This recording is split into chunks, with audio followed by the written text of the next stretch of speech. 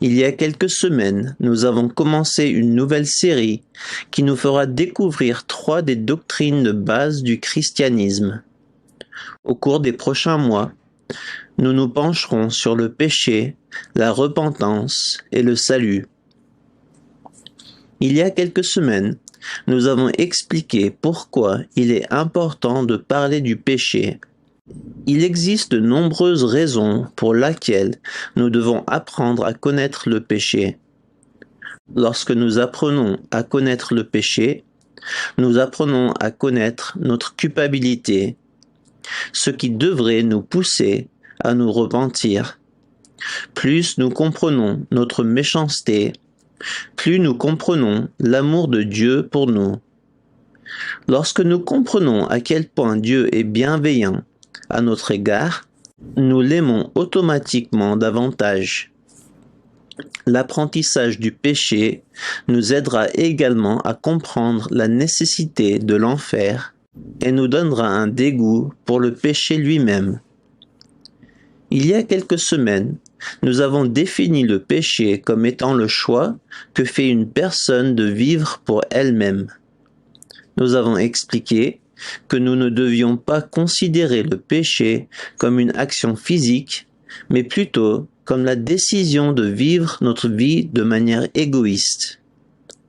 La raison pour laquelle nous ne devons pas considérer les péchés comme des actions physiques est que la Bible enseigne que tous les péchés sont également passibles de l'éternité en enfer. Cela signifie que tout péché est considéré comme extrêmement mauvais par Dieu. Il est donc plus approprié pour nous de comprendre les actions que nous appelons péchés comme étant le fruit du péché. Le péché lui-même est la racine qui cause ces actions. C'est l'égoïsme. Nous avons parlé de la lutte à laquelle les humains sont confrontés. Chaque être humain a reçu un corps et un esprit. Parce que nous sommes tombés dans le péché, notre corps désire beaucoup de choses qui sont mauvaises. Notre esprit, donné par Dieu, plus communément appelé conscience, nous dit ce qui est bien et ce qui est mal. La semaine dernière, nous avons appris que Dieu a inscrit ses lois fondamentales sur nos consciences. Parce que nous avons un corps qui désire les mauvaises choses et un esprit qui ne le désire pas, il y a une bataille continuelle. Les humains ont le choix. Ils peuvent soit vivre pour satisfaire leurs désirs, soit choisir d'écouter l'esprit que Dieu leur a donné. Malheureusement, tout le monde a choisi de vivre pour ses propres désirs et ils sont donc devenus sujets à la destruction. Nous avons également appris que le péché va plus loin que ce qui est écrit dans la loi. Chacun doit vivre en fonction de ce que Dieu lui dit à travers sa conscience. Le péché n'est pas seulement le fait d'enfreindre un commandement écrit. Le péché est le fait de vivre de manière égoïste et peut être blessant lorsque vous n'enfreignez pas un commandement spécifique. Nous nous pencherons davantage sur ce sujet dans les semaines à venir. Enfin, la semaine dernière, nous avons pris le temps de réfléchir aux raisons pour lesquelles Dieu a permis aux humains de pécher. Nous avons compris que pour que Dieu et les humains aient une vraie relation, Dieu ne pouvait pas les forcer à l'aimer. Dieu doit donner la liberté aux humains pour qu'ils puissent choisir de l'aimer et faire l'expérience de son amour pour eux. Si le péché n'était pas venu dans ce monde, nous n'aurions jamais pu comprendre l'étendue de l'amour de Dieu pour nous. Aujourd'hui, nous allons creuser davantage pour comprendre ce qu'est le péché et pourquoi il est si mauvais. Nous avons reçu une vie à vivre et, selon la Bible, il n'y a que 2 façons de vivre cette vie. Nous sommes sur une route qui a 2 directions opposées. Les gens de ce monde aiment enseigner qu'il y a plusieurs façons d'aller au ciel et qu'il y a plusieurs façons de vivre sa vie. La Bible dit qu'il n'y a que deux directions à prendre et qu'une seule d'entre elles mène à la vie. La Bible explique ces deux directions de plusieurs façons. Nous pouvons donner quelques noms différents à ces routes pour faciliter la compréhension de ce qu'elles sont. Le tout premier nom que nous donnerons à ces deux directions est amour et égoïsme. Nous avons déjà défini le péché comme étant la décision que prend une personne de vivre égoïstement. La Bible est claire. Ceux qui vivent égoïstement seront punis par l'éternité en enfer.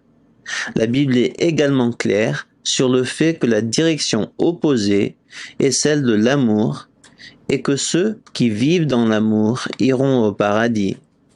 Écoutez ce que Jésus enseigne. Matthieu chapitre 22, versets 34 à 40. En apprenant que Jésus avait réduit en silence les Sadducéens, les pharisiens se réunirent. L'un d'entre eux, un enseignant de la loi, voulut lui tendre un piège. Il lui demanda, « Maître, quel est dans la loi le commandement le plus grand ?» Jésus lui répondit, « Tu aimeras le Seigneur ton Dieu de tout ton cœur, de toute ton âme et de toute ta pensée. C'est là le commandement le plus grand et le plus important. Et il y en a un second qui lui est semblable. Tu aimeras ton prochain comme toi-même. » Tout ce qu'enseignent la loi et les prophètes est contenu dans ces deux commandements. Jésus a déclaré que toutes les lois des prophètes sont fondées sur un seul commandement, et ce commandement est d'aimer Dieu. Il y a quelques semaines, nous avons vu que les actions pécheresses n'étaient que les fruits du péché, et que le péché lui-même était la racine de l'arbre. Le péché lui-même est caché parce qu'il s'agit d'une décision de vivre de manière égoïste. Parfois les fruits se montrent à l'extérieur, mais parfois non. Il en va de même pour la justice. Les actes justes sont le fruit de l'amour.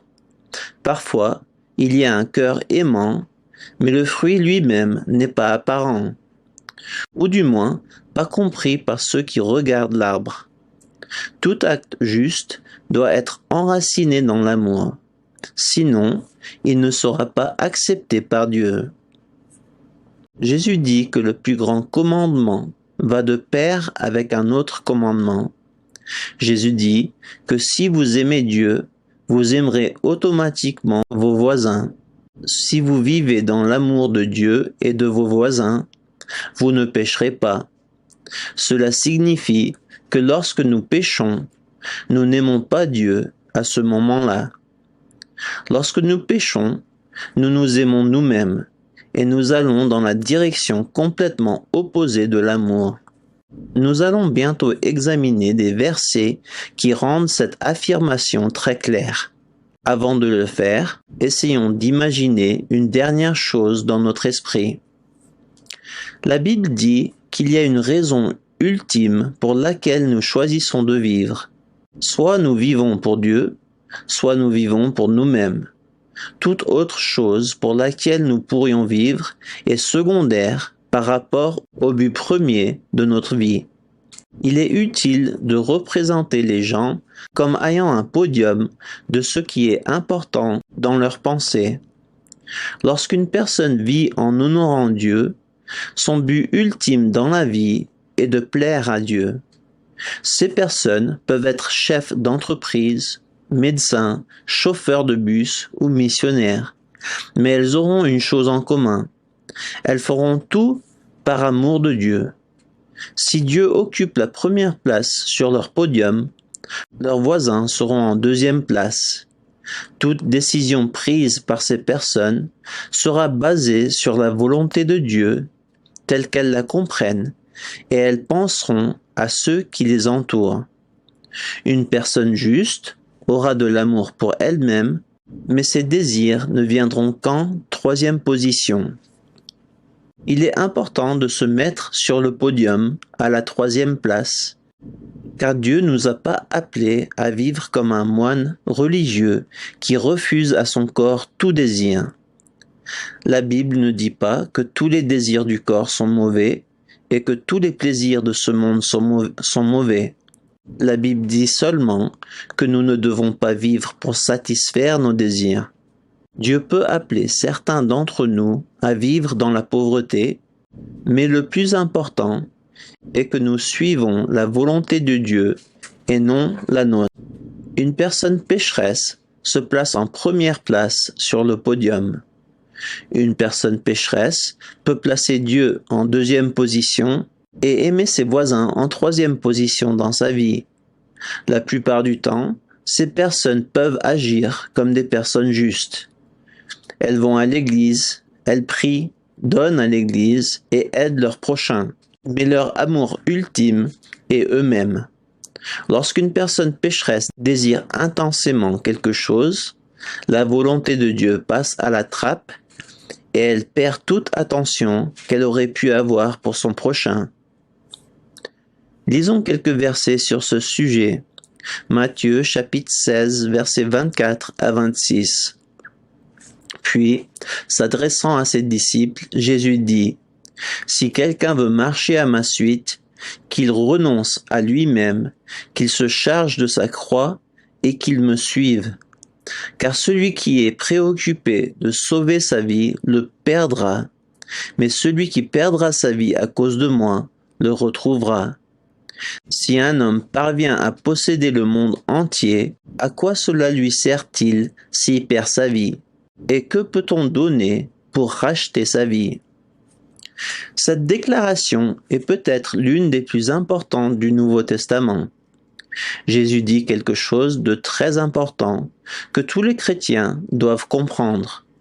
En un sens, Jésus dit que pour le suivre, il doit être le maître de notre vie. Jésus marche manifestement dans la direction de l'amour. Il marche manifestement dans la direction du ciel.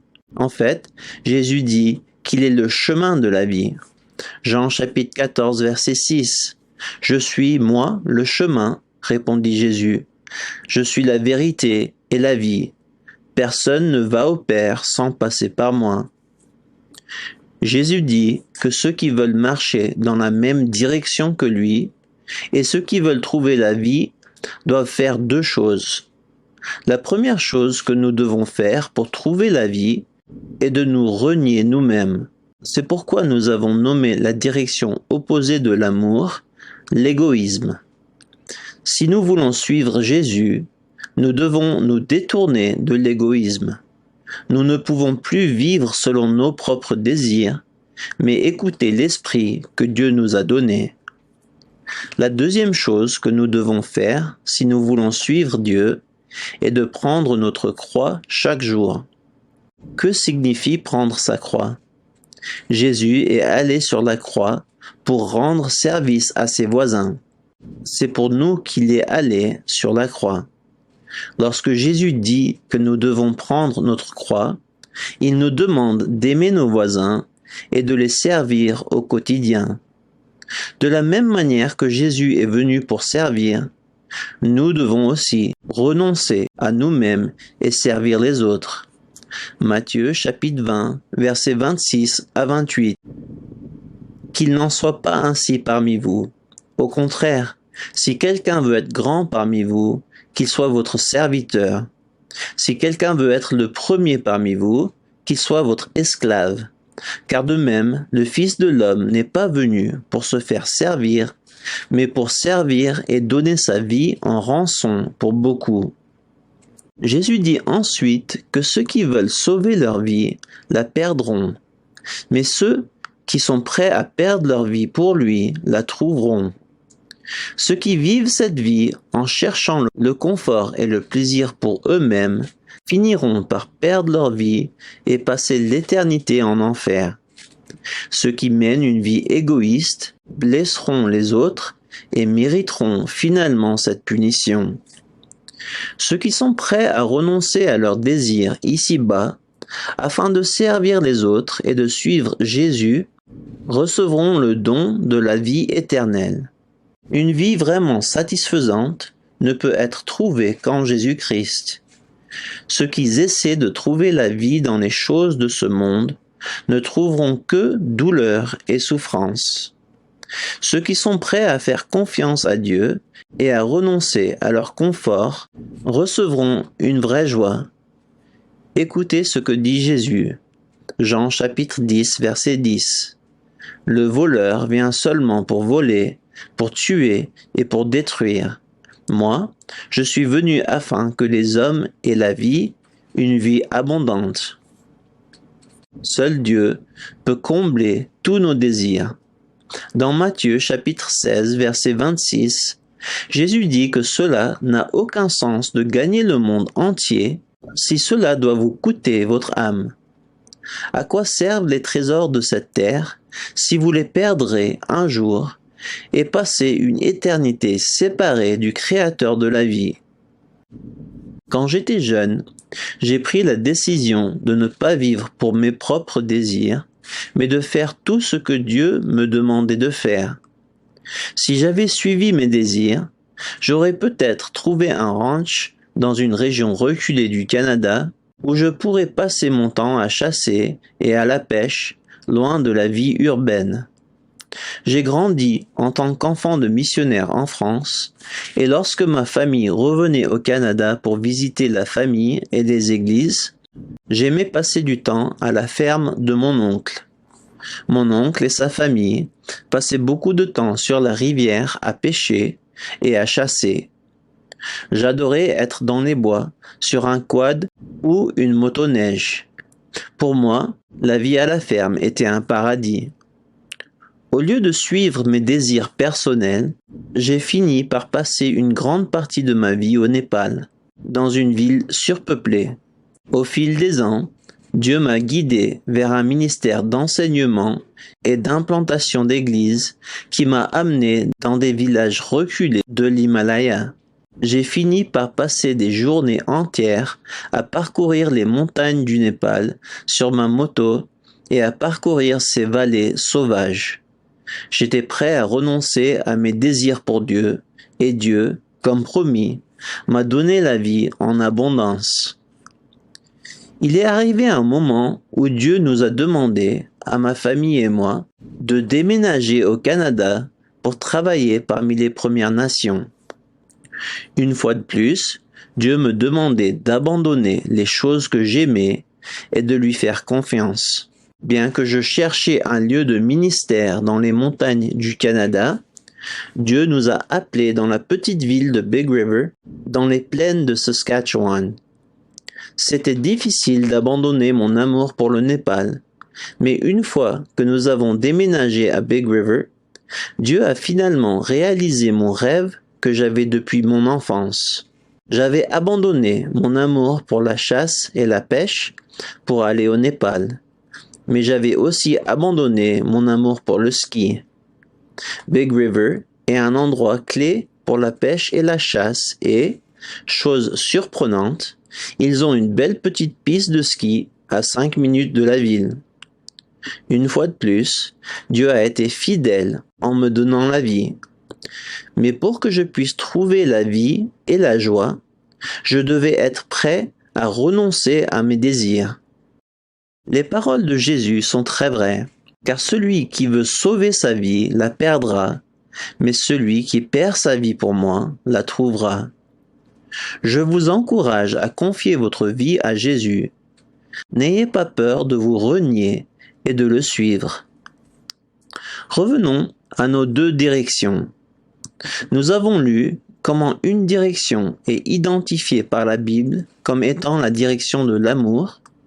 Nous avons également lu comment la direction opposée peut être appelée à juste titre la direction de l'égoïsme. Ces deux directions sont totalement opposées l'une à l'autre.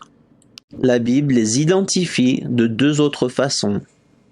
La Bible dit que ceux qui vivent par amour pour Dieu vivent pour le ciel et que ceux qui vivent égoïstement vivent pour le monde. Il est important pour nous de comprendre que les chrétiens ont le désir ultime et l'objectif de passer l'éternité au ciel avec Dieu. Ce désir et cette concentration les aide à ne pas se laisser détourner par les trésors de ce monde et à ne pas s'arrêter lorsqu'ils sont confrontés à de nombreuses difficultés dans leur vie. La fausse Église de notre époque nous enseigne à aimer ce monde. Les faux enseignants ne pensent pas que nous devrions vivre une vie centrée sur l'éternité, mais ils accordent une grande valeur à ce monde.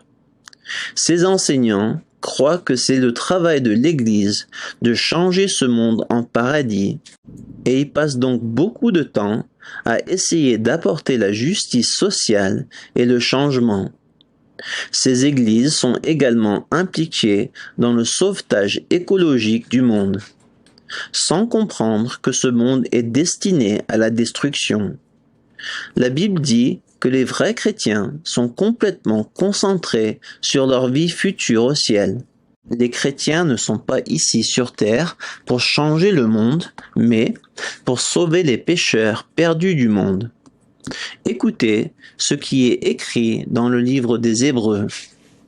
Hébreux chapitre 11 versets 8 à 10. Par la foi, Abraham a obéi à l'appel de Dieu qui lui ordonnait de partir pour un pays qu'il devait recevoir plus tard en héritage. Il est parti sans savoir où il allait. Par la foi, il a séjourné en étranger dans le pays qui lui avait été promis, vivant sous des tentes, de même qu'Isaac et de Jacob, qui sont héritiers avec lui de la même promesse. Car ils attendaient la cité au fondement inébranlable, dont Dieu lui-même est l'architecte et le constructeur. Abraham était prêt à tout laisser derrière pour Dieu, parce qu'il avait la foi que Dieu avait quelque chose de mieux pour lui dans le futur. Abraham est un exemple pour nous, car il s'est renié lui-même et a suivi Dieu. Il est dit au verset 10 qu'Abraham ne cherchait pas un pays à lui ici-bas, mais qu'il avait hâte de vivre au ciel avec Dieu. L'auteur des Hébreux continue. Hébreux chapitre 11 versets 13 à 16. C'est dans la foi que tous ces gens sont morts sans avoir reçu ce qui leur avait été promis. Mais ils l'ont vu et salué de loin, et ils ont reconnu qu'ils étaient eux-mêmes étrangers et voyageurs sur la terre. Ceux qui parlent ainsi montrent clairement qu'ils recherchent une partie. En effet, s'ils avaient eu la nostalgie de celle qu'ils avaient quittée, ils auraient eu l'occasion d'y retourner. En fait, c'est une meilleure partie qu'ils désiraient, c'est-à-dire la partie céleste. Aussi, Dieu n'a pas honte d'être appelé leur Dieu, et il leur préparait une cité. Ne permettez pas aux faux enseignants de vous tromper en vous faisant passer votre temps à vous concentrer sur les choses de ce monde. Ce monde ne nous appartient pas et ne nous appartiendra jamais. Nous devons comprendre que nous sommes des étrangers ici. Vivons pour une maison céleste. Si nous le faisons, Dieu n'aura pas honte d'être appelé notre Dieu. On ne peut pas dire que ceux qui marchent dans la direction opposée de celle du ciel vivent pour l'enfer, même si c'est leur destination finale. Ceux qui sont sur la route de l'enfer sont ceux qui vivent en se concentrant sur l'obtention du plaisir et de la richesse de la terre. Ces personnes aiment le monde dans lequel elles vivent. Écoute ce que Jean écrit à ce sujet. 1 Jean chapitre 2 versets 15 à 17. N'aimez pas le monde, ni rien de ce qui fait partie de ce monde. Si quelqu'un aime le monde, l'amour pour le Père n'est pas en lui. En effet, tout ce qui fait partie du monde, les mauvais désirs qui animent l'homme livré à lui-même, la soif de posséder ce qui attire les regards et l'orgueil qu'inspirent des biens matériels, tout cela ne vient pas du Père, mais du monde. Or, le monde passe avec tous ses attraits, mais celui qui accomplit la volonté de Dieu demeure éternellement. Ne commettons pas l'erreur de vivre pour les choses de ce monde. Une dernière façon pour la Bible de nommer les deux directions que nous pouvons prendre est celle dont nous avons déjà parlé. Ceux qui marchent dans l'amour et se réjouissent du ciel sont ceux qui marchent selon l'Esprit. Ces personnes n'écoutent pas leurs désirs, mais plutôt l'Esprit que Dieu leur a donné et laissent Dieu les guider dans cette voie. La direction opposée à la voie de l'Esprit est la voie de la chair. Ceux qui se dirigent vers la destruction éternelle aiment le monde parce que leur corps désire les plaisirs de ce monde. Ces personnes sont prêtes à ignorer l'Esprit afin de satisfaire les désirs de leur chair. Écoutez le verset suivant. Galates chapitre 6 verset 8. Celui qui sème pour satisfaire ses propres désirs d'homme, livré à lui-même, récoltera ce que produisent ces hommes, c'est-à-dire la corruption. Mais celui qui sème pour l'Esprit moissonnera ce que produit l'Esprit, la vie éternelle. Vous pouvez utiliser votre vie pour servir le désir de votre chair, ou vous pouvez utiliser votre vie pour servir le désir de Dieu. Si vous vous servez vous-même, vous récolterez la destruction. Si vous servez Dieu, vous recevrez la vie éternelle. Avant de conclure aujourd'hui, comprenons ce qui a été étudié. Dieu vous a donné la vie, et il n'y a que deux façons de l'utiliser.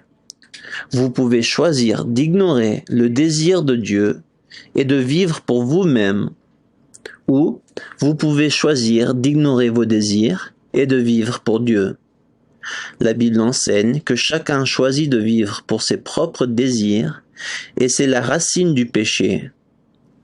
Dès que quelqu'un choisit de vivre pour lui-même, il commence à abuser les autres et à en souffrir. Laissez-moi vous donner un exemple simple de ce phénomène. Comme je vous l'ai dit il y a quelques minutes, j'ai fait de nombreux voyages dans des régions reculées du Népal pour y exercer mon ministère.